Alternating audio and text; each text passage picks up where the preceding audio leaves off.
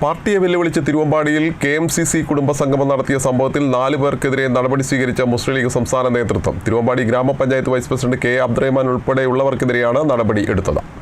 മുസ്ലിം league നേതൃത്വത്തെ പരസ്യമായി വെല്ലുവിളിച്ച് GCC KMCC തിരുവമ്പാടി പഞ്ചായത്ത് കമ്മിറ്റിയുടെ നേതൃത്വത്തിൽ നടന്ന കുടുംബസംഗമത്തെ തുടർന്നാണ് 4 പേർക്കെതിരെ നടപടി വന്നത്.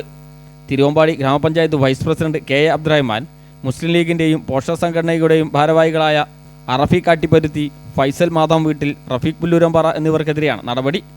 4 പേരെയും അന്വേഷണ വിധേയമായി പാർട്ടിയിൽ നിന്ന് സസ്പെൻഡ് ചെയ്തതായി മുസ്ലിം ലീഗ് സംസ്ഥാന കമ്മിറ്റി ഓഫീസിൽ നിന്നും അറിയിച്ചു.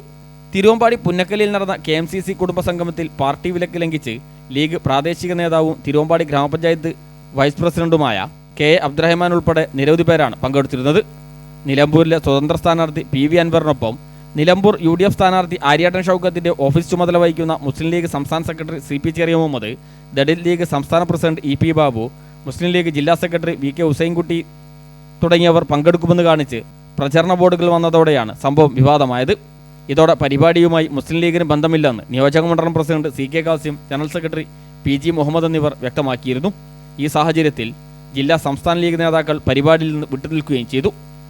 വിട്ടുനിന്ന സംസ്ഥാന സെക്രട്ടറി ഉൾപ്പെടെയുള്ളവർക്കും പാർട്ടിക്ക് ബന്ധമില്ലെന്ന് പറഞ്ഞ നിയോജക മണ്ഡലം നേതൃത്വത്തിനുമെതിരെ KMCC ഭാരവാഹികൾ രൂക്ഷമായി പ്രതികരിക്കുകയും ചെയ്തിരുന്നു.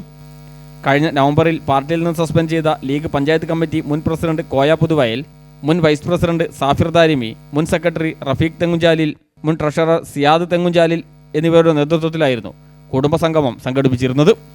Fasal Babu, news bureau, Thiruvambady.